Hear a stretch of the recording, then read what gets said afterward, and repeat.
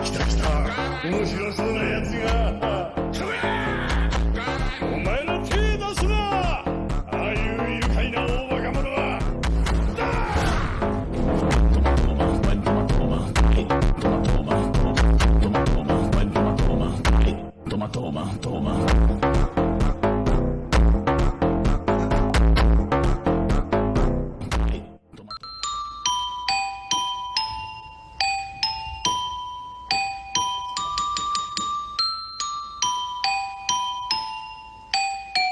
வளைஞ்சு கிடக்கு. அங்கிட்டு ஒருத்தன் நின்னுக்கிட்டு அழகான காற்றையும் அமைதியான தருணத்தையும் ஃபீல் பண்றான். பக்கத்துல கொஞ்சம் தூரம் தள்ளி அவங்க மனைவி கூப்பிடுறாங்க, கையில கை குழந்தையோட. பேரு எல்கா. அவங்க கிட்ட போகும்போது இவருக்கு சில நினைவுகள், சில சம்பவங்கள் நடக்குது. பிளாஷ்பேக் மாதிரி ஓடுது. அதுல ஒரு பெரிய வார், கடல்ல கப்பல்ல பயங்கரமான சண்டை, சுத்தி எங்கேயும் நிறைய கப்பலோட போர்க்களமா இருக்கு அந்த இடமே. ஆண்டு 987 ஜூவங்கவர். சண்டை பயங்கரமா போயிட்டு இருக்கு. இவங்களோட படை பிரிஞ்சு இருக்கிறதுனால ரெண்டாவது ஆளையை தாக்கு பிடிக்க முடியாது அப்படின்னு தோற்கின்றவர்கிட்ட பொறுப்பை ஒப்படைச்சிட்டு இவரு எனிமிஸ் எல்லாத்தையும் தனியாவே மீட் பண்ண போறாரு. கத்தி அம்பு கம்புன்னு எல்லாத்தையும் பயன்படுத்தி வித்தியை விதவிதமா காமிக்க மேகங்கள் இடி இடிச்சு ஆலங்கட்டி மழை பெய்யுது. அப்பவும் எனிமிஸ் நிறைய பேர் வந்துட்டே இருக்க. ஒருத்தன் ஹீரோவை தள்ளி விட 2 பேரும் சேர்ந்து தண்ணியில விடுறாங்க. அங்கிட்டு அவனோட கத்தி எடுத்து அவனை போட்டு தள்ளிட்டு அங்கிருந்து தப்பிக்க கொஞ்ச நேரம் கழிச்சு தண்ணியில விழுந்ததுனால கரைக்கு வந்துட்டாரு. பயங்கரமா மூச்சு வாங்க ரொம்ப சோர்வா அந்த நிலத்தை நோக்கி வர இது எல்லாம் நினைவுகள், எப்போதும் நடந்த ஒரு சம்பவங்கள். அதோட அங்க சீனை கட் பண்ணி இங்கிட்டு குளிர் பிரதேச கிராமத்துல இது 1002ஆம் ஆண்டு ஐஸ்லாந்து. ஒரு பையன் ஆத்துல குடிக்க தண்ணி எடுத்துக்கிட்டு வீட்டுக்கு கொண்டு வரான். அக்கா தையல் நேரா இவன் வீட்டுக்கு வந்ததும் ஆடு மனுதான் பால் கறக்கிறான்னு கேட்டதுக்கு சரின்னு அதுக்கு கொஞ்சம் தீவனத்தை போட்டு பாலை கறந்து கொண்டு வரான். அதோட அன்னைக்கு நாள் இரவு அந்த பையனோட வீட்டுல இன்னும் சில பசங்க சேர்த்து வச்சு லீஃப் அப்படின்றவர் கதை சொல்லிட்டு இருக்காரு. கடல் பயணத்தின் போது ஏற்பட்ட சில நிகழ்வு எல்லாம் சொல்றாப்ல.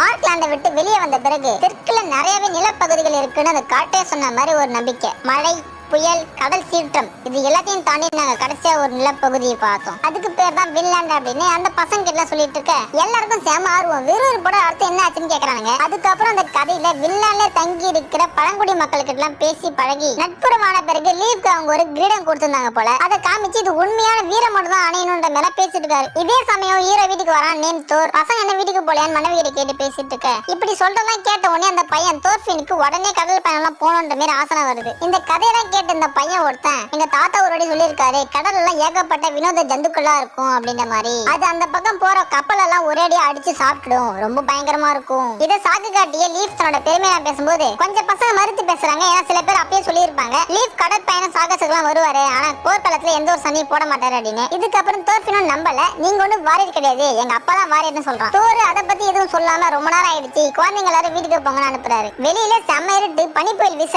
கிராம எல்லையில சோர்ந்து சொங்கி போயிட்டு நடக்க முடியாம ஒருத்தன் தாங்கி நடந்து வரான். இங்கிட்டு வீட்டுக்குள்ள அதே சமயம் தோறு அவங்க மனைவி லீஃப்ல உட்காந்து பேசுறாங்க. பனி குளிர் காரணமா கிரீன்லாண்ட்ல அதிக மக்கள் இறந்துட்டே வராங்க. இப்படியே போச்சுன்னா இந்த வருட குளிர் நம்மளால தாக்கு பிடிக்க முடியாதெல்லாம் பேச தோரோட பொண்ணு எல்வா வர ஆடு மேய்ச்சிட்டு வரலாம் கூட்டு வரலாம்னு தெரியல. இதுங்க ரெண்டும் தான் ரொம்ப பலவீனமா இருக்குன்னு புடிச்சு கட்டிட்டு தூங்க போயிட்டாங்க. லீஃபும் தோறு இப்ப நடக்கிற சூழ்நிலை பத்தி பேச ஏன்னா இப்போ இருக்கிற குளிருக்கு எல்லாரும் இறந்துட்டு வராங்க. இதுக்கு மேல குளிர்கள் எல்லாம் வந்தா கண்டிப்பா யாரையும் தாக்கு பிடிக்க முடியாது, பேசாம வேற ஒரு இடத்துக்கு போயிடலாமான்னு யோசிக்கிறாங்க. அதோட அங்க சீனை கட் பண்ணி கடல்ல பெரிய ஜந்து ஜார்மன் கன் தோர்ஃபினை போட்டு நசுக்குது. அசைய முடியாத மாதிரி ஏந்து பார்த்தா எல்லாமே கனவு. பக்கத்துல அக்கா காரி உட்காந்து நசுக்கிட்டு இருக்கா. அவளை போட்டு திட்டு அப்பா இன்னும் வெளியே உட்காந்து பேசுறாரு. அதை பார்த்து யோசிச்சுட்டு தூங்க அன்றைய நாள் அதோட முடியுது. மறுநாள் காலை காலங்காத்தாலே அப்பாவும் பொண்ணு வீட்டுக்கு மேல பறந்து இருக்கிற பணியெல்லாம் துடைக்கிறாங்க. இல்வாக்கு இந்த வேலை சுத்தமா பிடிக்கல, புலம்புறா. அம்மாக்கு வேற சளி பிடிச்சதுனால உடம்பு சரியில்லை, அவங்களை கவனிக்குவா நீங்க சொல்றது கேட்கவான்னு புலம்பிட்டே நடக்க பனி வழிக்கு வீட்டு மேல இருந்து கீழே விழுந்துட்டா. ஆனா ஒண்ணும் ஆகல. பனியில என்னமோ வித்தியாசமா இருக்கேன்னு தோண்டி பாக்குறாங்க. 2 பேருக்கும் செம அதிர்ச்சி. உள்ள ஒரு ஆளு யாருன்னா நேற்று கிராமத்துக்கு வெளியே தட்டு தரு மாதிரி வந்தானே ஒருத்தன். அவன்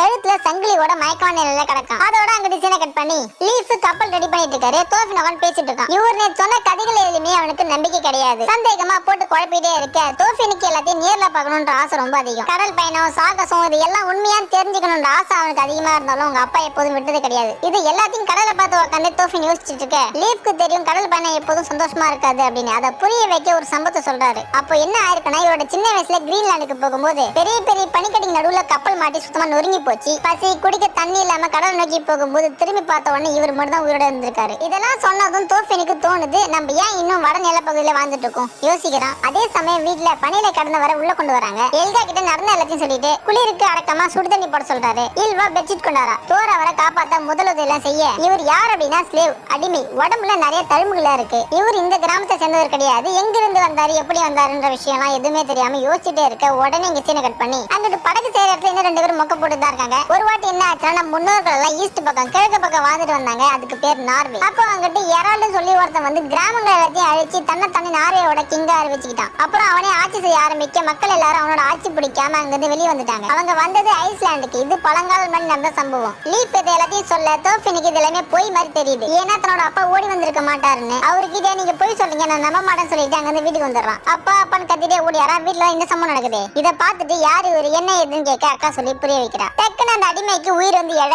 எல்லாரும் பரபரப்போட அவரை பத்தின விஷயங்களை கேட்டு விசாரிக்க ஆக்சுவலா ஒரு மலைக்கு அந்த பக்கத்துல இருந்து வந்திருக்காரு. அங்க இருக்கிற ஆல்பினோட அடிமை கேட்டதும் இல்வாக்கு பதறது. அப்படியே அவருக்கு அங்க திரும்பி போறதுக்கு விருப்பமே இல்ல. என்ன அங்க அனுப்பிடாதீங்கன்னு சொல்லி அழ ஆல்பிடனும் அவங்களோட காவலர்களும் தன்னோட ஆர்பருக்கு வந்திருக்காங்கன்ற செய்தி வருது. இங்கிட்டு சீனை கட் பண்ணிட்டு ஆர்பர்ல இதுக்கு முன்னாடியே அந்த கிராம மக்களுக்கும் ஆல்பிடனுக்கும் சண்டை இருக்கு. நிறைய பிரச்சனை போர்லாம் வந்திருந்தாலும் அவன் இப்ப வந்ததுக்கான காரணம் நேத்திரவு காணாம போன அடிமையை தேடி. அவனை பொறுத்த வரைக்கும் சட்டம் அப்படின்னா இரும்பு செயின் மட்டும்தான். தங்கம் வெள்ளியில போறதை விட அடிமைகளுக்கு இதுதான் ரொம்ப பொருத்தமா இருக்கும்னு நினைக்கிற ஒரு கொடூரமான மனிதன். ஹார்பர்ல கிராம மக்களுக்கும் ஆல்பிரனுக்கும் வாக்குவாதம் போயிட்டு இருக்க நேத்திரவு தப்பிச்சு வந்த அடிமை இங்கதான் இருக்கானா நான் அவனை பார்க்க முடியுமா சொல்லி கேட்கிறான். அங்கிட்டு சீனை கட் பண்ணி அழகான திறந்த வெளி புல்லு வயலு நெல்லு பறவை பறக்க காற்று வீச ஒரு அமைதியான தருணம். மனசே நிம்மதியா இருக்கிற மாதிரி அந்த அடிமை ஃபீல் பண்றான். யோசிச்சுக்கிட்டே தன்னோட கடந்த காலத்தை நினைச்சு பாக்குறான். அம்மா அப்பா கூட பிறந்தவங்க எல்லாரும் எங்க இருக்காங்க என்ன பண்றாங்க எந்த ஒரு விவரமே தெரியாம நம்மளோட வாழ்க்கை எப்படி அடிமை தனத்திலே போயிடுச்சு நினைச்சு ஃபீல் பண்றான். நினைச்சிட்டே போலமா தோருக்கு ஒரு யோசனை வருது. மேற்கு பகுதியில ரொம்ப தூரம் தள்ளி ஒரு இடம் இருக்கு. நிலப்பகுதி இருக்கு. பேரு வின்லாண்ட். நல்ல சூடா நிறை புலங்கள் வளையற இடம் தான். அங்க அடிமை வியாபாரத்துல இருக்க மாட்டாங்க. சண்டை போர் சச்சரவும் எதுவும் இருக்காது. நம்ம அங்க போயிடலாம் சந்தோஷமா நிம்மதியா அங்க வாழலாம் சொல்ல அடிமை நினைச்சு பாக்குறான். வின்லாண்ட பாக்கணும்னு தோஃபினுக்கும் ஆர்வம் இருக்கு. அப்போதான் அங்க ஆல்பிடானும் அவனோட சில வீரர்களும் வராங்க. அவரு அந்த அடிமையோட பேரு பேட்டான். என்னதான் அவரை கூட்டிட்டு போக ஆல்பிடான் வந்திருந்தாலும் அவர் விட்டு தர தோர்ஸ்க்கு மனசு வரல. பேட்டானையும் நம்ம குடியே வச்சுக்கலாமான்னு நினைக்கிறாரு. அதுக்கு முதல்ல வாங்கி ஆகணும் அவரை. அதுக்கு 2 பேரும் ட்ரேட் பண்ணிக்கிறாங்க. பேட்டானை வாங்கணும் அப்படின்னா அதுக்கு இணையான ஆடுகள் ஏதாவது தரணும். தோஃபினா அவங்க அம்மா அங்க கூட்டிட்டு போயிடறாங்க. அக்கா கறி நம்ம சொல்லி சமாளிக்கிறா. முதல்ல ஆல்பிடானுக்கு அடிமை பேட்டானை கூட்டிட்டு போனதா நோக்கமா இருந்தாலும் போக போக ட்ரேட் பண்ணி அக்செப்ட் பண்ணிட்டாரு டீல. ஏன்னா பிடிச்சிருந்தது. ஆரம்பத்துல 2 ஆடு 4 ஆடுன்னு போய் 8 ஆடு சொல்லி கடைசியில டீல் பண்ணி முடிச்சிட்டாங்க. ஆல்பிடான் அங்க இருந்து போக இது எல்லாத்தையும் தோஃபின் பார்த்துட்டே இருக்கான். போகிறதுக்கு முன்னாடி இவன் நீ எங்கதான் கொண்டு போக போறன்னு நானும் பாக்குறேன் அப்படின்னு சொல்லிட்டு கிளம்பிட்டான். அன்னைக்கு நேரி கடலோரம் பாறை மேல நிக்கிறாங்க.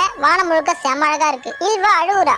ஆடுகள் போனதுல இருந்து அவரால் ஏத்துக்க முடியல. ஃபீல் பண்ணிட்டே இருக்கு. அவங்க அம்மா என்னன்னு சொல்லி கூட்டிட்டு போயிடறாங்க அங்க இருந்து. லீஃப் ஒரு வாட்டி சொல்லியிருக்காரு இந்த மாதிரி நம்ம முன்னோர்கள் எல்லாம் நார்வேல இருந்து ஓடி வந்துட்டாங்க நம்ம எல்லாம் இங்க இருக்கும் அப்படின்னு சொன்ன விஷயங்கள்லாம் உண்மையான்னு சொல்லிட்டு அவங்க அப்பா கிட்ட தோஃபின் கேட்க ஆமா அது உண்மைதான் அப்படின்னு சொல்றாரு. நிறைய விஷயங்கள் தோஃபினுக்கு இப்பதான் புரியுது. இதே மாதிரி ஓடிட்டே இருந்தா நம்ம அடுத்து எங்க போகணும்னு கேட்க சீனாங்க கட் பண்ணி கடல்ல ஒரு படகு கட்டம் போட்ட தாடி வச்சுட்டு வரப்பா யாருன்னு தெரியல. நெக்ஸ்ட் ஸ்டெப்ஸ் எல்லாம் சொல்லுவாங்க. அதுக்கு முன்னாடி தோரோட வீட்டுல ஒரு பொட்டிக்குள்ள நிறைய விஷயங்கள் பொருட்கள்லாம் இருக்கு. இந்த ஒரு மர்மத்தோட எபிசோட் 1 முடியுது. ஸ்டோரி எப்படி இருந்துச்சு என்ன ஏதுன்னு உங்களோட ஃபீட்பேக்